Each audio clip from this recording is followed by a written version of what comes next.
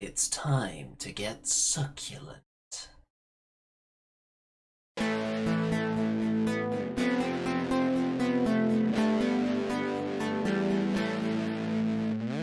It's the Andy and Remington Steel Show on your screens tonight. It's the Andy and Remington Steel Show for your home delight. We're talking about Age of Sigmar and anything else that is cool. Talking about Warhammer Fantasy, it's easy to learn the rules.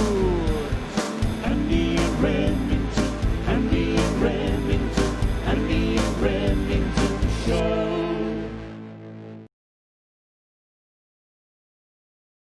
Welcome, one and all, to yet another installment of Andy and Rem Show, episode 136. Arguably most succulent, tender, juicy episode yet. Is that entirely because of the thumbnail? I'd say it's about 75% because of the thumbnail, which you're looking at right now. In fact, the succulence level is increased because the little corner there containing Remington is slightly faded, and that helps kind of prevent his... what's the best word? Do you want to give us a word, Mr. Remington? What is it you do to a thumbnail that kind of drags it down? I'm furious, layered, pushed back, depreciated, disappearing, dissolved, devolved, disgusted. But you do look rather heroic there, Andy. Well, let's get rid of the thumbnail and we'll see if I still look heroic without that magnificent armor. And it says yes. So you'll immediately notice the first thing that'll catch everyone's eye is that Mr. Rem has actually sorted out his blinds before the show, instead of immediately as the show begins when he sees himself on the screen and realizes they're open. How are your neighbours doing directly behind you? Oh, we shall find out. Hopefully there will be a scene, which would be cool, wouldn't it? Add some spice to the show, but do we need any spice when we've got SIGVALD to sink our fangs into? Or at least our eyeballs for the moment. First off, Andy, have you ever been a fan of Chaos? You don't strike me as somebody who has or is. Well, one of my first Warhammer Fantasy armies, first one that I would have called a complete army, in fact, was Chaos Warriors. Which was when they initially branched them out into Chaos Warriors, Beastmen, and Demons. And I had a vast array of all the heroes for that army. And nice. Metal? Yes, lots of metal in there. But it was around the time they had the plastic regiment boxes first coming out as well. The Chaos Warriors. So very exciting times. There wasn't much Slaanesh representation in there. The models I had were mostly Khorne and Tzeentch. I remember Chaos Warriors. Well, put it this way. A human warrior's weapon skill would be 3. A dwarf and an elf would be 4. But a Chaos Warrior's weapon skill was 6. So, yeah, these guys were like ridiculously tough. I mean, they were just like walking tanks of armor. Despicable and evil and mutated. I think they were built to not be destroyed. Yeah, when you think chaos, the first thing that springs to mind is hideous, grotesque, foul. But there are some notable exceptions, and one of them has been rebooted, revamped, revitalized, reinvigorated. So, let's have a quick scroll, shall we, on the path to excess. And no, this isn't a chapter in Remington's autobiography. This is SIGVALD. So there is actually a video, which I'm going to play with no sound here, because I don't want to get this video taken down. So I'll skip past a little bit, but you should actually go and watch this at some point on the Warhammer community, so you can hear the voiceover, because they're in the hair and makeup trailer of Chaos. And it's worth a watch. Not seen this. We're about to get to the model now, though. Look at this. Is there talking over this bit? There is music over this bit. Right. Lots of stylish camera work going on. So you have to say, that is a magnificent metal paint job. These versions, Annie, do remind me of the sort of the way they did the Primarchs, you know? Yes. Bigger than everyone else, they're just really tall, and they have shiny armor. There you go. Nice. Bring beauty to the realms. And then we can find out some more pictures, because if you scroll to here, this is a nice little trick they've got going on. If you look there, there's an old SIGVALD. Yeah. And before we reveal the new one, do you want to tell us the backstory of SIGVALD Magnificent? Ooh, well, Sigvald was once the son of a powerful northern warlord king whose dark desires led him to carnal and unnatural acts. When a child was born from the union of the warlord and his own sister, the bastard infant was handsome indeed. His hair was like spun gold, and his skin was unblemished, save for a tiny horned birthmark at the back of his neck. At first, Sigvald's every wish was made manifest. However, the prince's excesses eventually grew too obscene, even for his father, and when his fondness for human flesh was discovered, Sigvald was banished. Ooh. So basically, he delves on his own into the heart of the chaos wastes. It's here he found a serene and beautiful landscape, completely shielded from the horrors which rage across the northern hellscape. It was from here that Sigvald, in his desire for perfection, gave his soul to a demonic Slaaneshi entity known only as Belus Pul. In exchange for his patronage, Sigvald promised the demon that he would follow his dream and indulge himself in every kind of decadence, no matter how slight. With his soul sold to the demon, Sigvald was given the power he needed to acquire anything he so desires. There you go. Well, there's a lot more to the story, and a lot more cruelty and betrayal and what's the word when you love yourself so much it hurts. A lot of narcissism going on, dare I say. I think that is yes. And anyway, eventually, Sigvald does appear in the End Times book, where unfortunately, in the midst of a battle, um, Sigvald defeats the White King Krell. And as he's doing that, and he's kneeling over the opponent's body, Throg appears and pummeled Sigvald into nothing more than a bloody pulp. That's Throg, the Troll King. Yeah, basically, he was put acid sick all over his face and burnt it all. Anyway, so last we saw of Sigvald, he was a burning acid mess. So essentially, he And was now he's like been revived. Anakin Skywalker, and now he's been rebuilt like Darth Vader, but prettier. So let's find out what happened to him for this. Bum, bum, bum, bum, bum. There you go. Wow, reborn, reblooded, There he is. rebirthed. So we've had some comments on this model. Stu says, adore the model, even if he is basically full Grim. And Yeah. I think that's one of the Primarchs that you were talking about there. Very tall models put on a nice big scenic base, usually trampling some poor innocent soul, aren't they? Yeah. He does look very graceful, doesn't he? He does. He's got a lot of me about him, I think. There you go. Batzuka says, love the metal paint job, but not a fan of how his horns are painted. Looks too lumineth.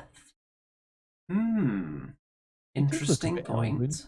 He looks very elven, doesn't he? I suppose. But then there's some connection between Slaanesh and the elves, certainly. So What do you feel about the horns in general? Because obviously the previous incarnation of Sigvald did not have any of those abominations Uh, sprouting from his I temples. I do like the horns, Andy, because that gives him that little, sense of demonic evilness. And without them, anyone would think he's a good guy.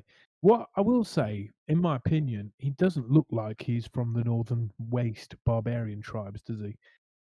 You Well, he think he should have probably a just had a beard? I shave. don't know. Yeah. What with? They don't have razors then, do they? Magic. Ah, yes. That could be a good subplot, couldn't he? He plucks all his facial hair out until it never grows back again.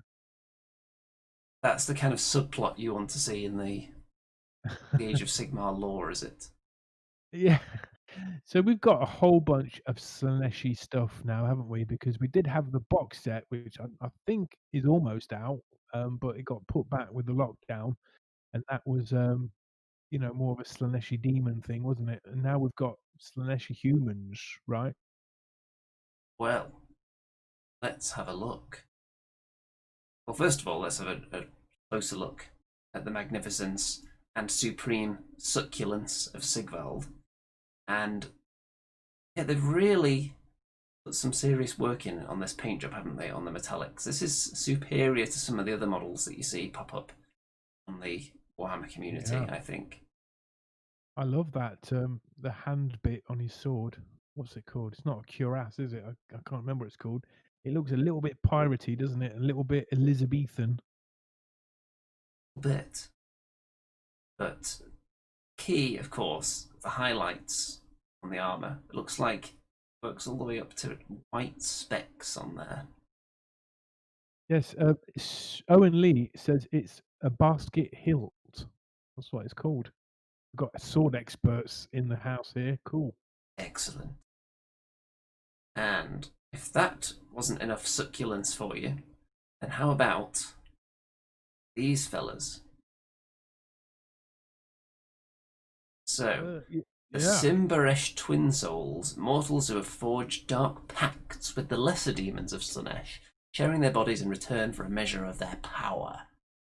Hmm. These look like they've had a box of bits and they've just put a load of bits together to assemble new monstrosities. Like random arms, legs, heads. I can see your point there. Let's have a look at some of the others.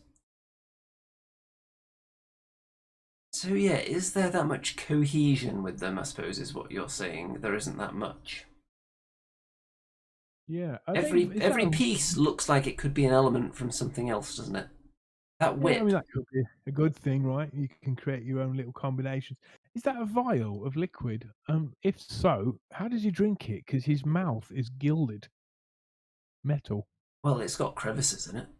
Maybe he's got straw. Oh, Straw yeah. of Slaanesh. But this whip, the little bend in the whip there, isn't that almost identical to the shape of the whip on the leader of the Necromunda, Escher?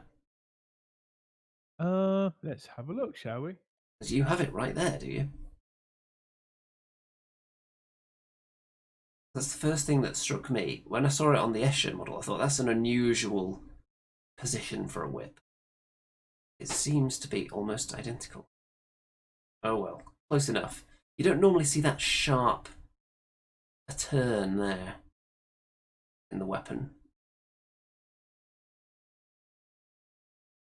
Similar. Oh, there's more. So this one looks like a cat. A cat that's about to do some kind of eat some kind Now, of giant, carve up a giant roast turkey, maybe. it seems like the community, Andy, is very divided on the faces of these Slaneshi worshippers because they look kind of stretched, botoxed, face what's it called? A facelifted, yeah. And I kind of like that vibe. It's almost like in their vanity, they've tried to stay looking young. And well, you can try it yourself, Andy. Try pursing your lips like that, your bottom lip like that, and put your tongue over it. No, I don't think I will. Mm-mm, mm-mm, mm-mm. So there's a sneak preview of what Remington is going to look like in about 10 years when he decides to go through various courses of cosmetic surgery. Just to cling on to youth for a little bit longer. Yeah. But yeah, I can see why that would be a feature that they could go for with Slaanesh. So I'm not too against the faces, but I do agree with you that they look like a little bit of a mishmash. Like the weaponry here, I'm not sure what's Slaaneshi about just a big knife and fork, really. Yeah. Do you think they'd have more elegant weaponry, even more sleek, precise? You know, if we're talking about plastic surgery. This one's got a bit of a lizard tongue going on there. Yeah, someone's pulled his tongue out. I mean, gone wrong, hasn't it? Whatever they tried. That's like a Mexican. Is that what's it call it? A Mexican bow tie or something like that? This one doesn't have a nose. Right. Well, that's yeah. Very strange. I haven't even looked into any of the fluff for these guys, but I had to come up with something based on the models. If someone just dropped these models in front of me and said, come up with some reason that they look like this, I would say, well, maybe Slaanesh grants them favors to modify their appearance somehow, but it's like the genie that's a bit malevolent, or like, what is it? Is it the monkey's paw, where you can have the wish, but there's some kind of unforeseen side effect to it. Yeah. So they would demand some kind of facial alteration, but it wouldn't go quite right, so it leaves them looking quite unnatural. So they can keep changing it, but they can't ever go back. So they just keep adding to it, and it's just spiraling out of control. Andy, did you ever watch the film or read the book called The Picture of Dorian Gray? No. I think that could be there's a wonderful similarity with that and Slaanesh. You know, the desire to preserve youth and beauty, but behind the soul is this withered, decrepit reality of who that person is. I think that is what Slaanesh is. So you know, you got the beautiful facade, but then you've got the you know, the decrepit side of it. But you don't see that, do you? But if they can encapsulate that within the models, that would be pretty ace. Maybe within the mirror, you see like their true forms. I don't know. Just a thought. You could make an army of Joan Rivers with these as Void Captain bazookas. I like that. Joan Rivers. Joan Collins. Any other Jones? Joan of Arc? I don't know if Joan of Arc ever had a facelift. Probably not. And what's the mirror pool at the top there, Andy? What's that for then? Do you? Well, I would imagine they're looking at oneself in it. Well, it's a bit too high. Do you throw pennies into the pool and make a wish? I would imagine others can look into the mirror, or this one can just sit down and the others come up and just have a quick look, just comb the hair a bit.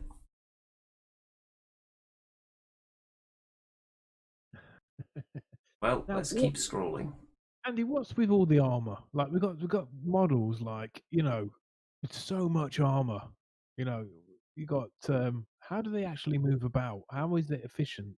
I mean, these guys look a little bit more, you know, maneuverable than the Stormcast Eternals.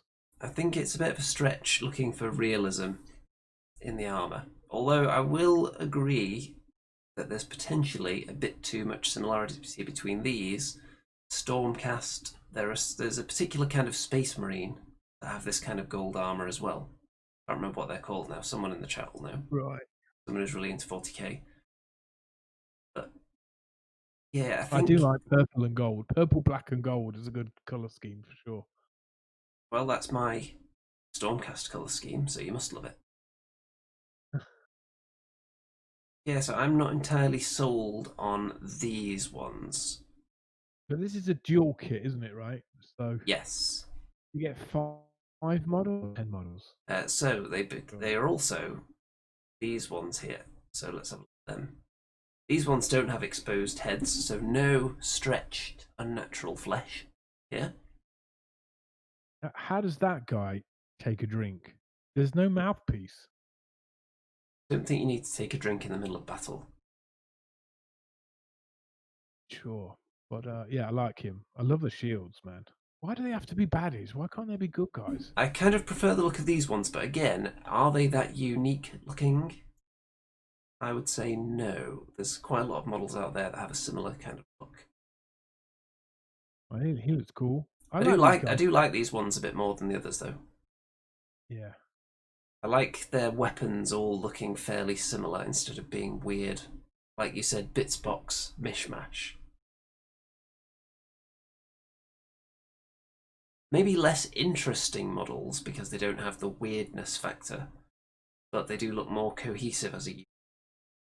I don't mind these. Just less interesting to look at in general though. Owen says they remind him of the Mirrored Guard from the Regiments of Renown. I don't know that model set. Sounds good though.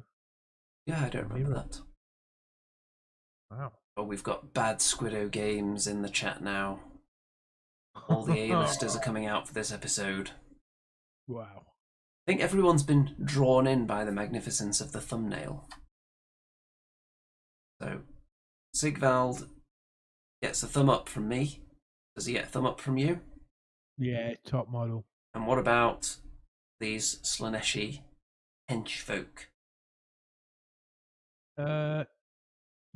Yeah, I'll give them a pass. I'd give these ones 3/4 of a thumb up, and I'd give these ones half a thumb up, I think.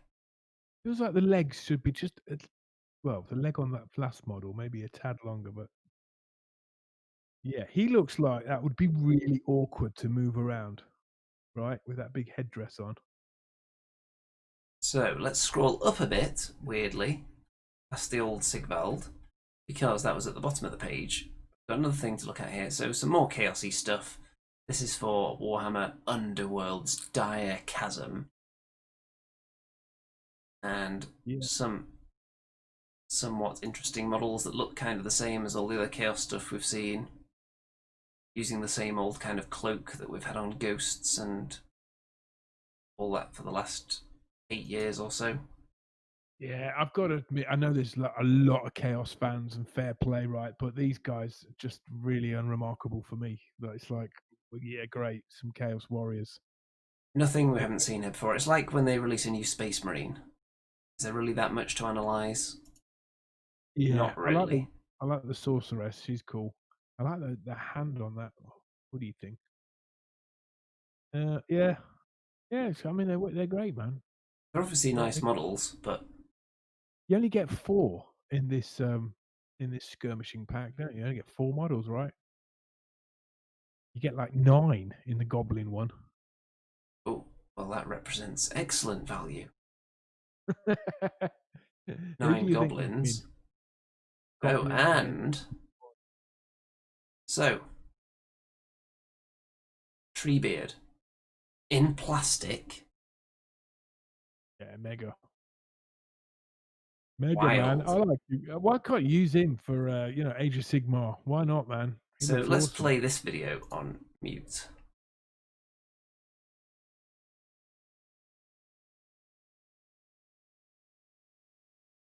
This is exciting. It takes a long time to say anything in Entish. I like that smoke effect they've got going on here. You did that for our Halloween special, didn't you, Andy? That is true. Among the genuine immobile trees. Yeah, so there was a model of this available before, but it was not in plastic. Right. Is this something that could interest you? Because it is a magnificent piece of work, isn't it? Are you ready for an Entmoot trademark? Well, there's also a Tree Man in Blood Bowl that's come out. And aesthetically, that one kind of fits with the halflings. But yeah, The Lord of the Rings model aesthetics are very different, aren't they? To the Yes, it's very deliberate, right? This is more like the safe to film. say. Yeah, they're much more down to earth and reality than the overblown Age of Sigmar craziness that we're accustomed to. This is very. Can't go wrong with a couple of hobbits, can you? No. Okay, up further. What have we got here? Well, there's some Necromunda stuff. Do you like to ride a hoverboard around the Underhive? I think it seems like an efficient way to travel. If you had a hoverboard, why would you stay in the underhive? Surely you'd get out into the open, right?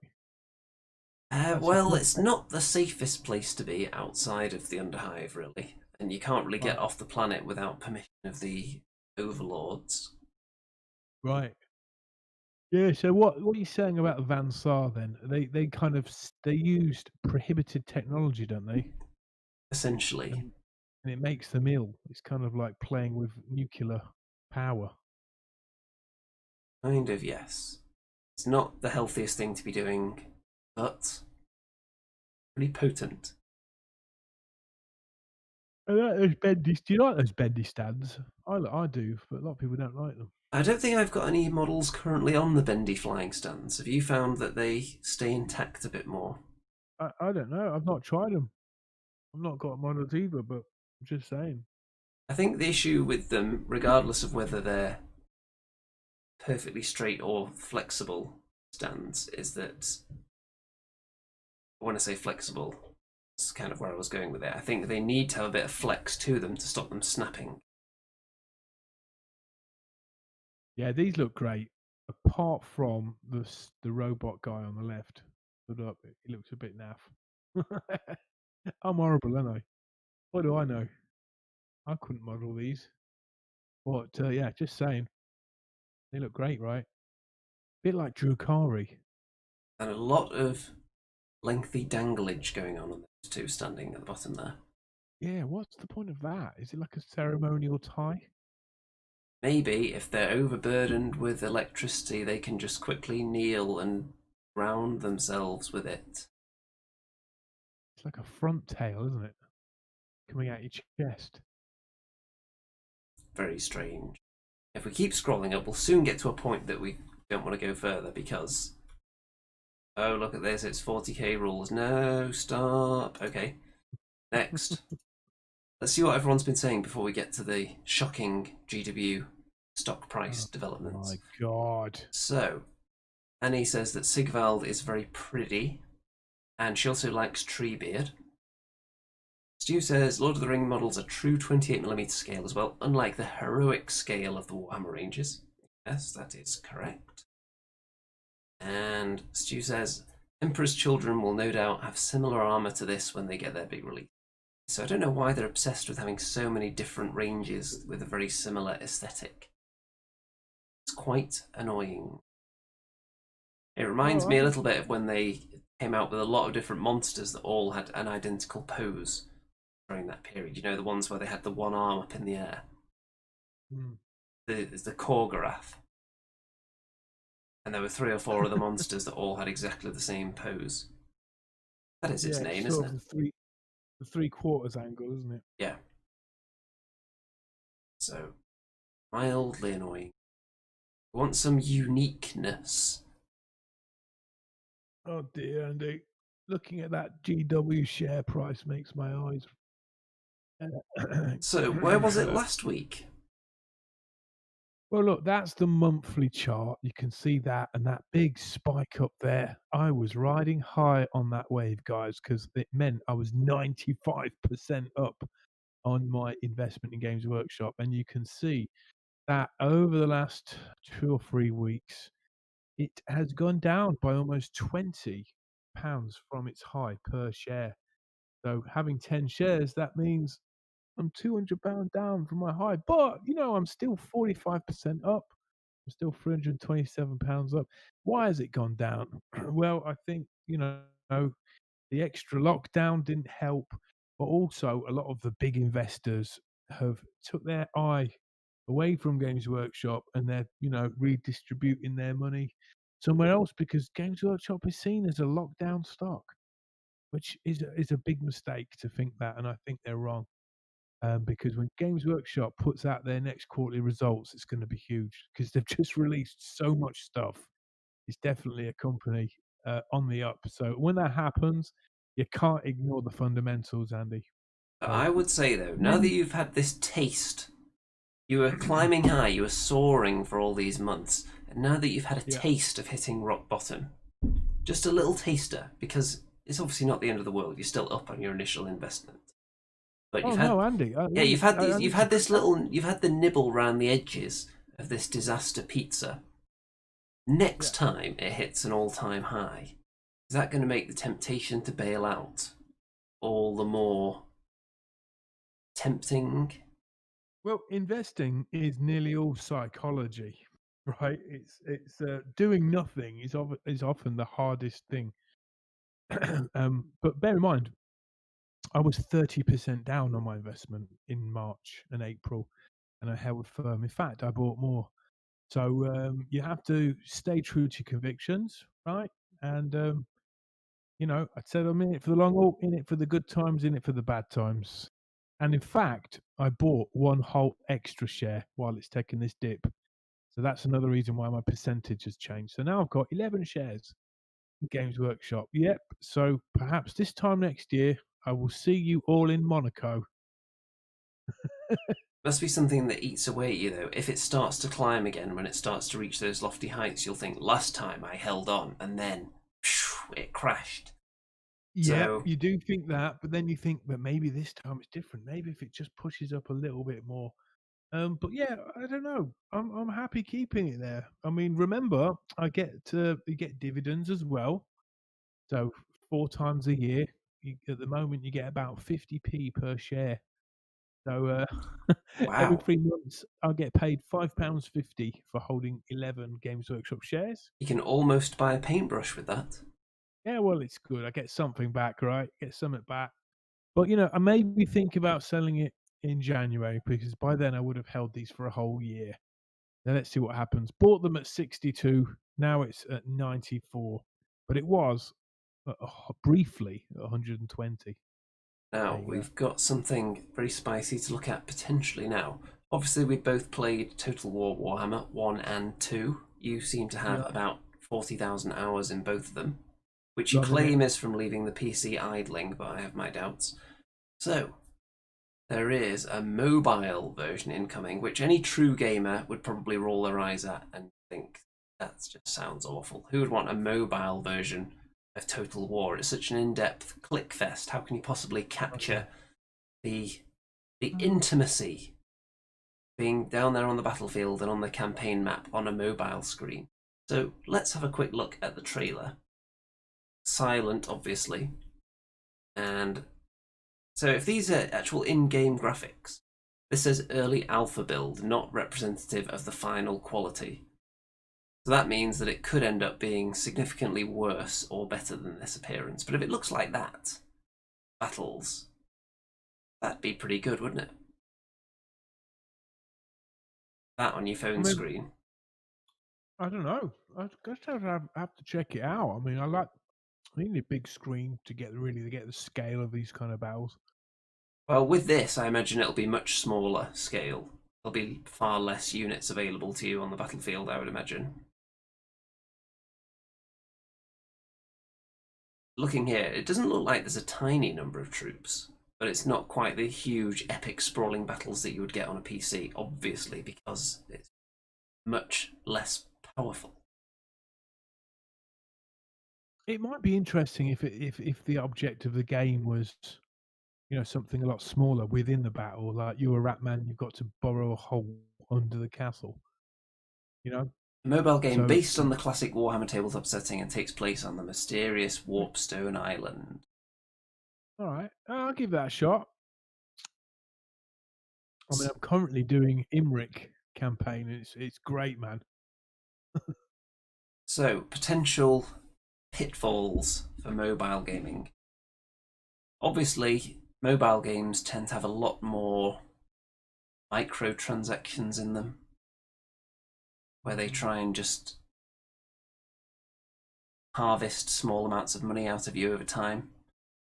Whether Oh, whether yeah. Total War would fall prey to that, I don't know. Anyone who's played, I think there's another Total War mobile game that's not Warhammer, so anyone who's played that can probably tell us whether it's a real game or whether it's one of those, here, give us some real money and we'll improve your chances in the game world type games, like a lot of mobile things turn into. Mm. Are you going to get it, Andy? No. Oh. Spend all this time talking about this stuff, but I have no interest whatsoever in any kind of mobile gaming. It's a tiny screen, and the PC is right here, and it just I mean, drains your phone battery. what if you were a giant and you just went like smashing things? That could be fun. If I had some kind of, like maybe a big tablet that I could, and I was making frequent train journeys, for example, then maybe. Or if you're on a really long plane journey across the Atlantic. Plane journeys, potentially, but would you want to invest in something so heavily? I don't think so. Not for me, mobile Well, gaming. I didn't see So this I'm not much coming, of an Andy. expert. I didn't see this coming, but you know, this is what I'm saying. Like GW, they've got constant stuff coming out, man. They're a monster. Form a faction and ally with friends. Trading, building, and politics are all part of the game as you match wits against other players. Don't like the sound of that. So, some classic heroes there. Okay. And one thing that grabbed me actually, well, there's a bit of a Total War Warhammer 2 update there.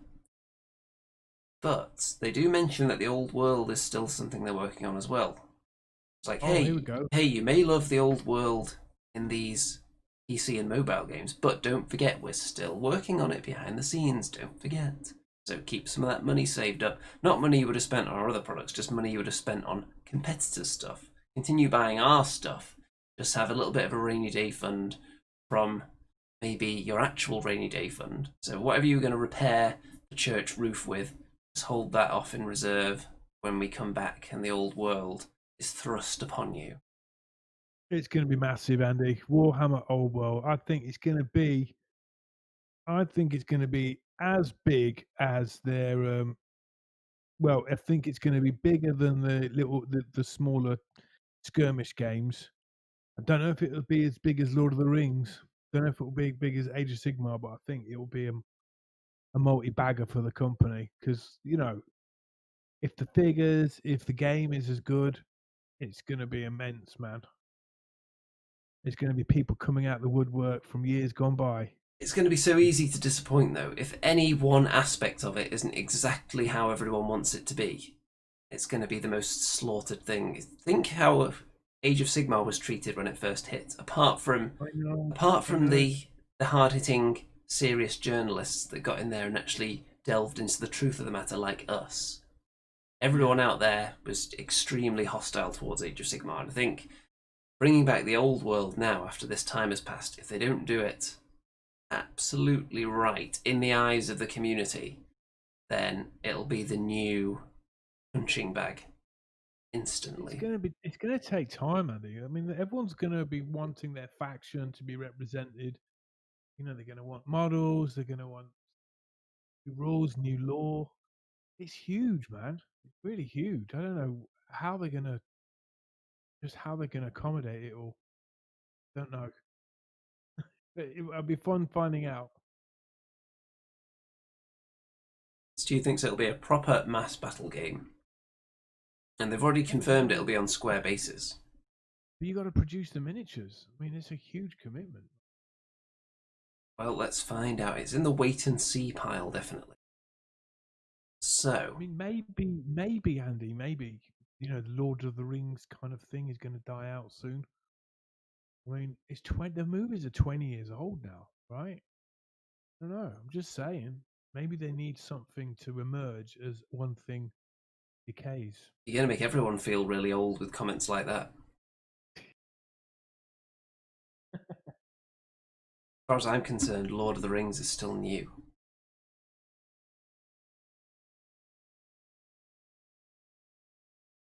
Owen says, a little birdie, but don't say it's from me. Said they seen a wyvern with a particular orc on it for next year.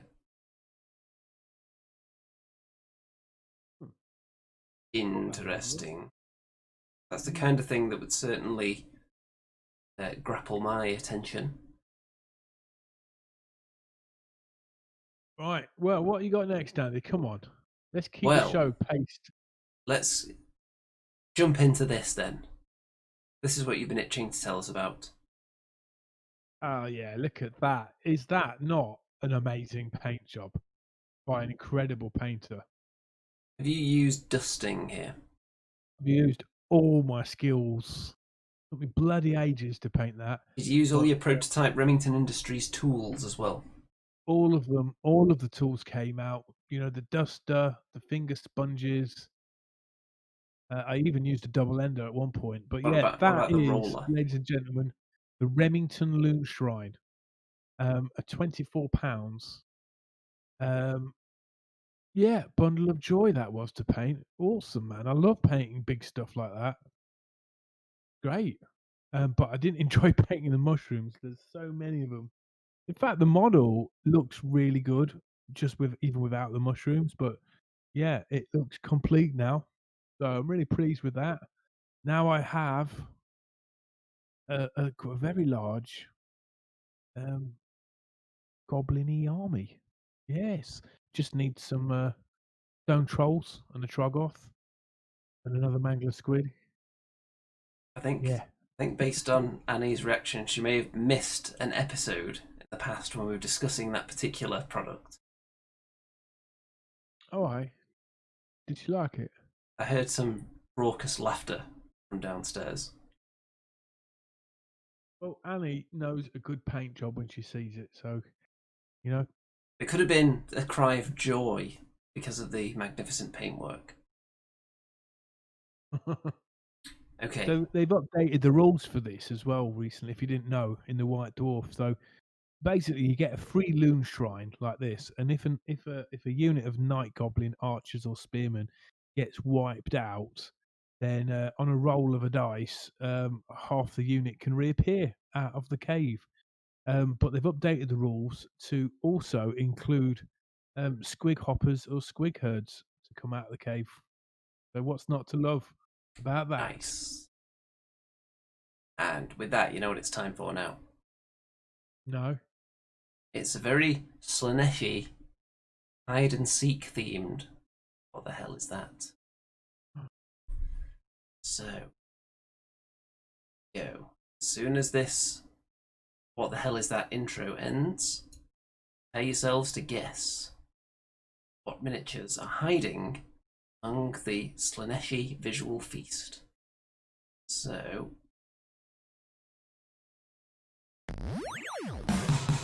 what the hell is that? What the hell is that? Is it a chaos dwarf or a vampire bear? Oh, what the hell is that? What the hell is that? Oh, what the hell is that? What the hell is that? Only Andy and Remington, Andy and Remy, Andy and Remington know. What the hell is that? What the hell is that? Is it Sigmar's beard or Neferata's hat? Oh, what the hell is that? Oh, what the hell is that? Is it a mangler squig or a sorcerer's rat? Only Andy and Remington, Andy and Remy, Andy and Remington know.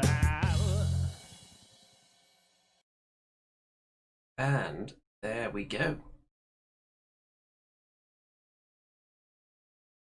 So, what do you think about that?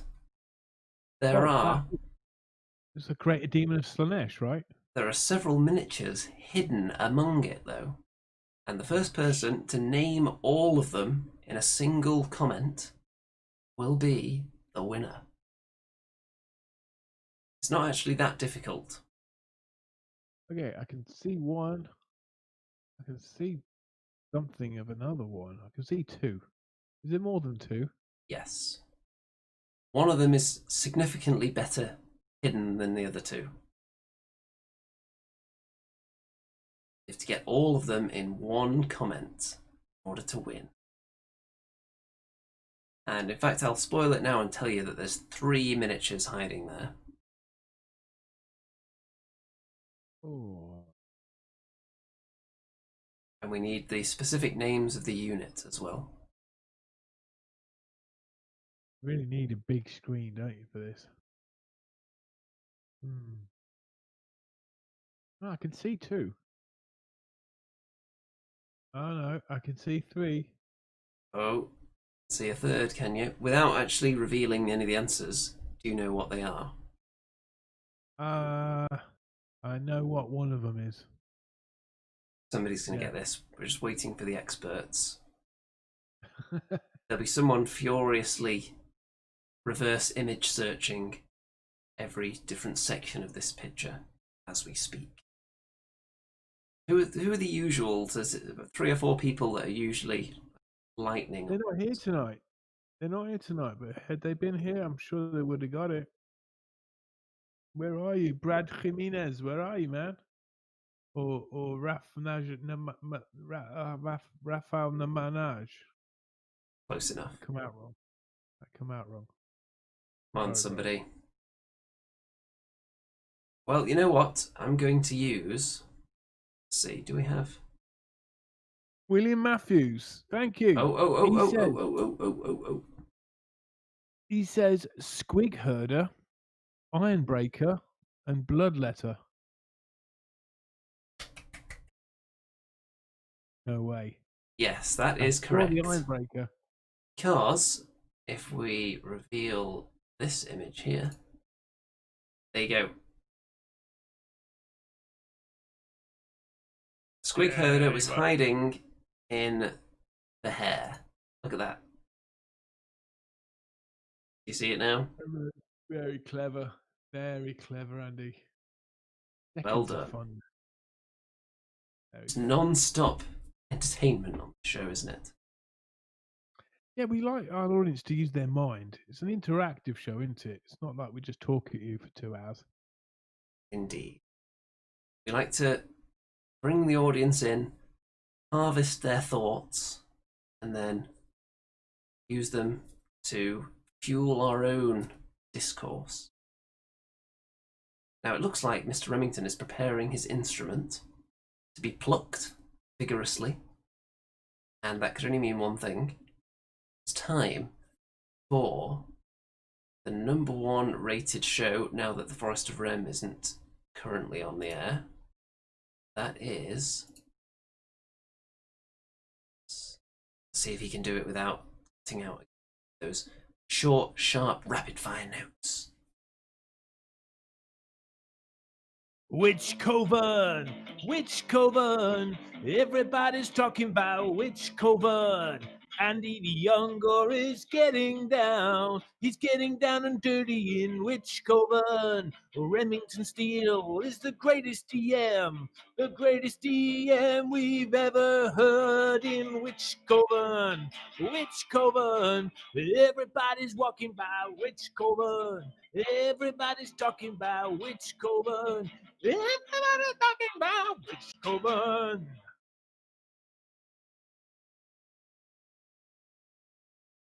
So there. Very well. The stage is yours, Mr. Remington. Do your Yeah. worst. Non-stop entertainment on this show. Yeah. You like that new version of Witch Coven?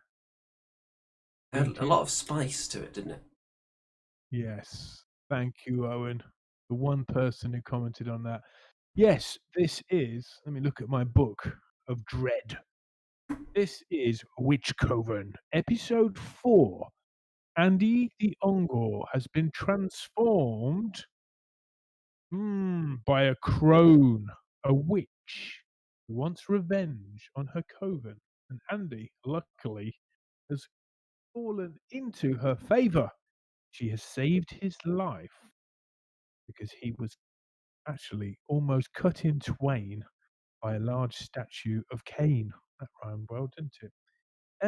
But she brought back Andy the Ungor on one condition, that he be transformed into a suitable skin, if you like, where he could enter the realm of the Dark Elves and enter the forbidden zone, the forbidden caverns of the Witch Coven. So she has altered Andy's appearance to look like a Doomfire warlock, except the spell didn't quite work, and instead he's been transformed into a eunuch, often used as slaves by the corsair pirates of the Dark Elves. Andy finds himself as a lowly slave in a procession that eventually gets into the city of Dread. And that's where we left ourselves last week. I think I got into a fight with some of the prisoners, didn't I? Oh, yes. So I forgot all about that. So you were playing a simple dice game to pass the time in amongst with the other slaves. I mean, you were given a very, very nice cloak, by the way, and it made the other slaves very jealous. You kept winning by rolling 4 sixes in a row in a dice duel, and unfortunately, you've been beaten up for your success, and everything's been stolen. And that's where we left things last week. So, Andy, you come round very slowly, very painfully, and you find yourself holding 2 items: your loincloth, your shaven head, that doesn't really count, but also the magic iron ring that Morgwyn the Crone gave you. So I'm And if you holding my remember, loincloth. Does that mean I'm not wearing it? you're feeling it, yes. You're just covering up your, your eunuchs. There's naturally nothing there. And also, one thing I have to mention, that Morgwyn gave you um, some another gift, perhaps the best gift, better than iron, better than muscles. She gave you intelligence. But now you have the mind of a human rather than the simple animalistic mind of an Ungor. So, Andy, you are able to talk, you are able to think pretty clearly. Anyway, Good. so if things get in a really bad pickle, just remember you can call upon Morgwyn the Crone, but only for another 2 times during this whole adventure, not just today, but throughout the whole period we're going to be doing this Witch Coven. So just remember, that's kind of like your saving throw. After all other saving throws fail.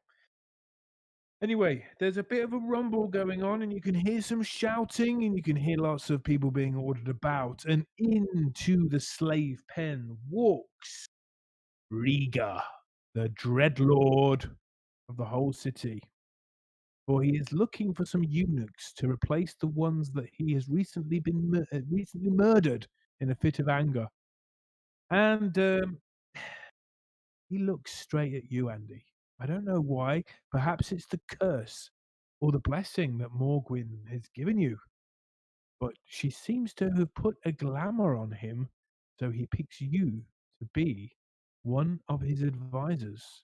Well, just to show him how proficient and skilled I am in various different fighting styles and wisdom styles, I would like to offer him some sage advice while also hurling the balled up loincloth at one of his guards. Roll the dice and see where the loincloth lands. Okay, here we go. It's a 3. It's a 3. It actually misses your target, but then it goes right in the face of the slave who stole your beautiful quilted cloak. And the Dreadlord sees this and bursts out laughing. And he said, I like the spirit of this eunuch. Follow me, slave. And smirking, you look back at your unfortunate companions.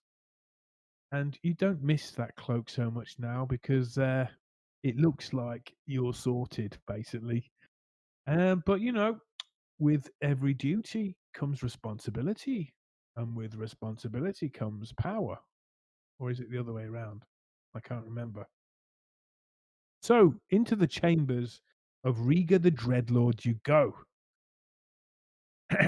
So, you have many duties to perform: to clothe the Dreadlord, to feed the Dreadlord, to taste the Dreadlord's food, to make sure there are no weird and dangerous assassins poisoning him or waiting in the shadows.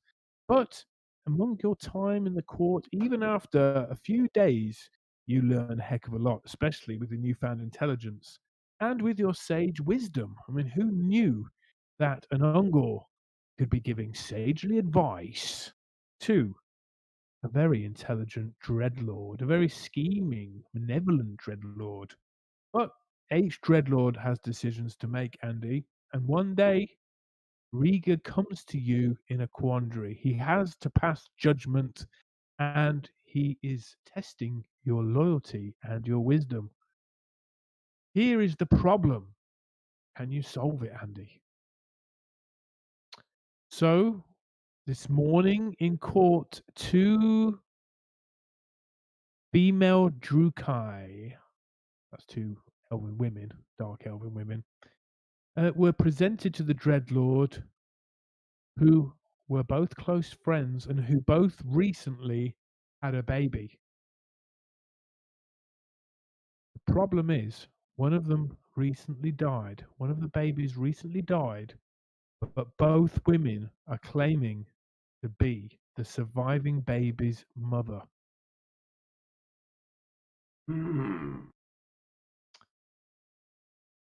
He wants you to make a decision, Andy, because they can't do DNA tests in the old world, unfortunately, and they look pretty similar. Is that all the information I have? Yes, it is. Am I able to speak to any of the people involved? No, he may not. He can't be seen to have been taking such advice from a eunuch, such an important matter, because both women are pretty high up. So how can I make a decision then if I have no information to differentiate the two? He All can't involved. differentiate the two either, but both claim to be the mother. So I have to come up with a way for him to figure out which one is the genuine parent.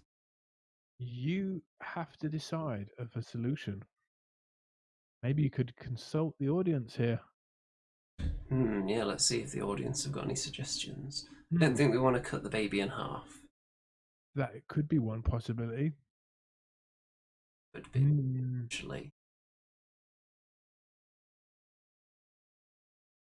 What are you going to choose, Andy? He's impatient. What's the matter with you? I need answers. If you cannot help me in this, what is the point of having you around? I can help you, O mighty Dreadlord. I have communed with the spirits, and I have made a decision. Course of action. Seek. You should bring both of the mothers to your side. One on each side of you. You should put the baby in the center. And you should tell them that the first one to reach the baby will take care of it, raise it for the first 10 years of its life, after which time the other potential parent will look after and raise the child the rest of its life until it's ready to head out into the world on its own. Okay.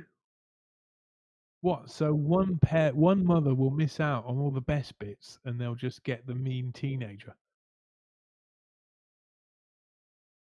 In theory. Well, the Dreadlord says, well, I suppose that's one solution. I was thinking of just threatening to chop the baby in two, but maybe your way is less painful. So that's your decision then, is it? Yes. Okay. Well, the Dreadlord decides to follow the path of least resistance, which sounds like Um, what you suggested, Andy. So the next morning in court, this time, you are not only in the shadows, but stood much closer to the Dreadlord. I have come to a decision. Drukai ladies, fair or unfair, you will abide by this decision. Place the baby in the middle. And the baby gets placed in the middle by the Drukai guard. And the two women, both looking serious, down at the baby. Now, the first woman to reach the child can claim the first 10 years. Andy. Okay. So it's a test of speed.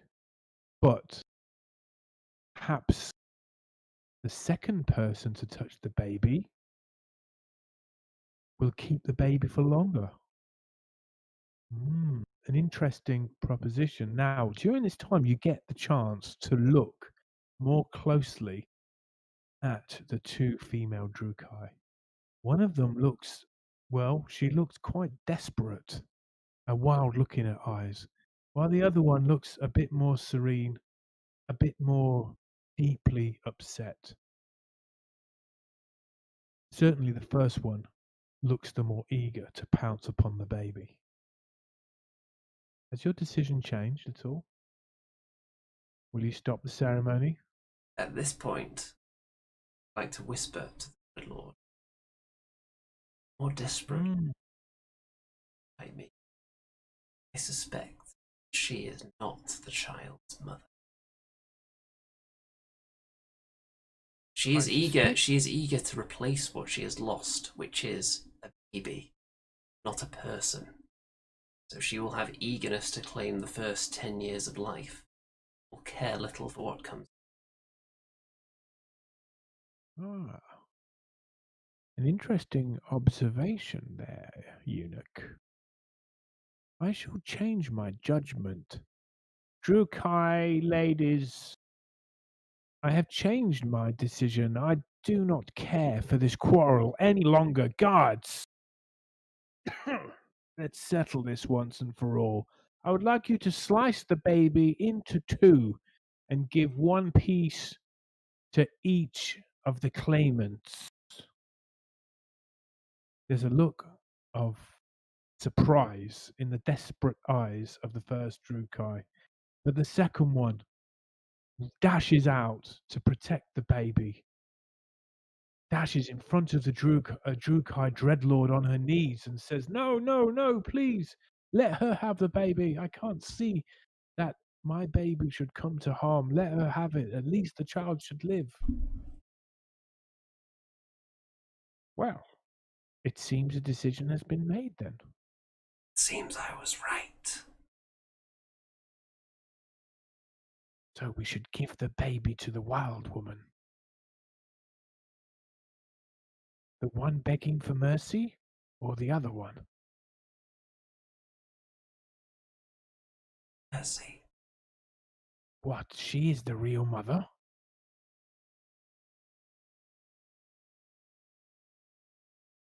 What mother in her right mind would agree to give up her baby? One that wants her child to live. Ah, I see your logic. Interesting. Guards, take away that wild woman and put her head on the spike outside of our dread city as a warning to all those who would lie to their dread lord. And you hear a scream and wild claws scratching against armor as executioners take away the first woman, while the second woman, still on her knees, starts sobbing and crying, and the baby is given back to its rightful mother. Andy, you have done a great service today. You have saved a life. And some might say, save a life, save a nation. It's time such as this, Andy. You were wondering, what was it ever like being such a primitive soul, being such an Ungor? Do you miss it? You feel animalistic yearnings inside of you. Parts of you wants to burst free from this eunuch's body and just do a big bray cry. You are fighting against Morgwyn's curse or blessing, and you must roll a dice. This could go horribly wrong, Andy, because the illusion might well be dropped if you cannot resist the temptation of your animalistic nature. Yeah. Roll high 5. or die. 5. It's a 5. Visibly trembling, you manage to contain the animal spirit inside you, Andy, and you live to fight another day. Can I tell you exactly how that will have gone? I was struggling to contain the animalistic vocalizations. Yes. It went kind of like this. Who is that over there? I don't think I've seen them at court before.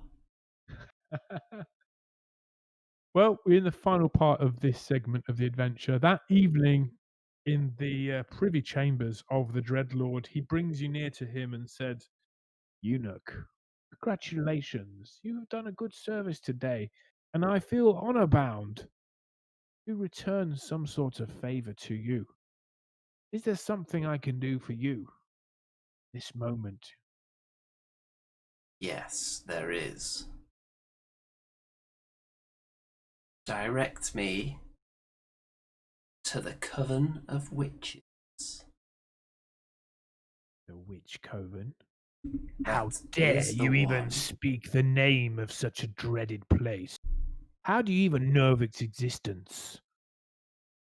Explain, eunuch. I have been blessed by beings far beyond our comprehension. Been dispatched to see this place for myself.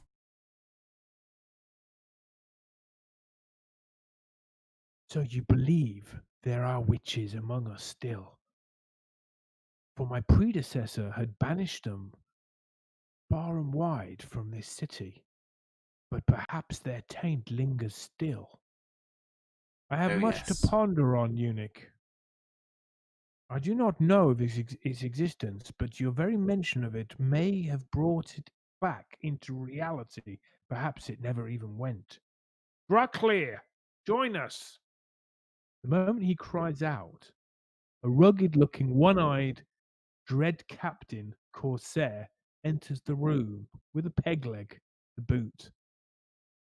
Draclear, he knows all the goings on of the port and the city. I want you to take this eunuch and find this witch coven and report back to me. Eunuch, what is the purpose of your interest in this thing? That shall be revealed to me. And find it you may. Either way, you will report back to your dreadlord, or I will send you back into the slave pen dregs where I found you. I must make one further request, Dread. What?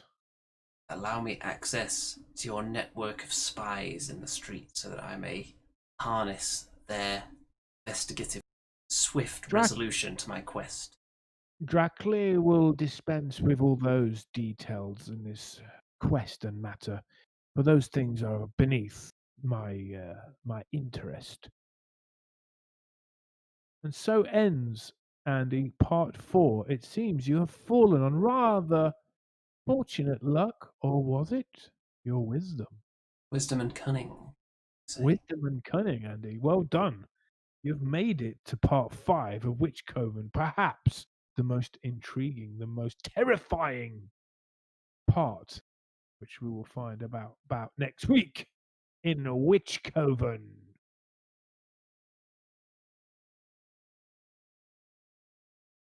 Well,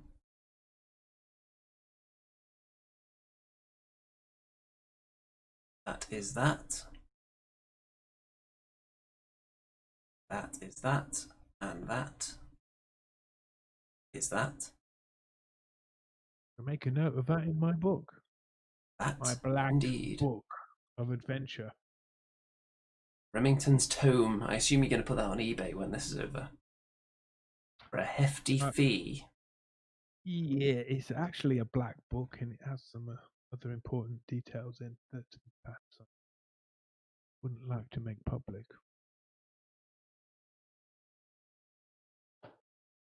Well, on that note, I don't know how next week's episode could possibly defeat the level of succulence that we managed to squeeze out this time. Surely. Or maybe we'll have a price for SIGVALD next week. That would be a spicy 1 hour show. What's your price prediction, man? I'm thinking £65. 65, you think? I don't know. I don't think that's going to be too far off, though. I'd be surprised. It is a once in a sort of, you've got your army. This is the sort of pièce de résistance, isn't it? This is like the icing on the cake to your army model. He is quite big, but it's not ridiculously huge. It's not like an Archaean or a Stardrake, a Mega Gargant kind of model. No. I don't think. Stu is saying 45 quid, so you're going to go lower? He said, you said 65, did you? Yeah. I feel like it should be lower than that, but you never know. I was thinking like £52 or something. How much are the Primarchs? I don't know. Maybe we should do some research occasionally for this show. Yeah, well, I guess we'll find out soon enough, but there's so many things coming out, man, but we can't actually do anything. We've got another week and a couple of days more of lockdown here in the UK, but believe me, when the lockdown ends, the shops will be bursting at their seams with custom. And then we'll see how long that particular... Yeah, until another lockdown in January. Yes. Time will tell. These are turbulent, unprecedented times. All we can do is navigate these troubled waters as best we can and act as a beacon, as a lighthouse, as you all try to sail your lifeboats through the treacherous seas of life. And I think we're doing a pretty good job of it. I think you are, Andy. I mean, there's literally dozens of people that watch this show that take our words to heart every week.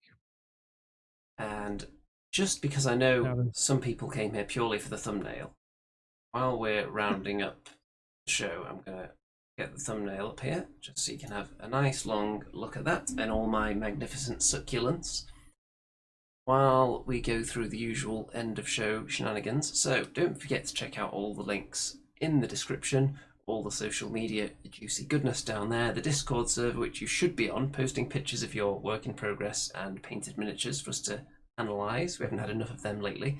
And there's the Facebook group, of course. There's all the other goodness down there, the various fundraising sources to keep this channel afloat in these turbulent times. And speaking of which, it's time to hand out some personalised thanks to the, obviously, the most succulent of the patrons for this channel. So, special extra thanks to the following people: Graham, Kim, John, Eric, Brad, Barbara, and Guy. All of you have achieved supreme levels of succulence this week. And Mr. Remington, do you have anything to say to the audience before we drop this episode? Stay safe, ladies and gentlemen, and be good. Stay safe indeed, with all various worldwide festivities coming up over the next couple of months. Don't forget, safety comes first. Yes, and don't forget us in your Christmas thoughts and gift lists. And on that note, Andy revealed that he's actually got me a Christmas gift. I've been thinking about it all day since he told me. So that's going to be mega. I can't wait to get that. It's going to be very exciting. Hopefully it's some miniatures, but who knows? It's something that he will enjoy greatly and that he will be able to make use of. Okay. So you can look forward to finding out what that is around the festive season. So all that remains to be said at this point is good night out there. Whatever you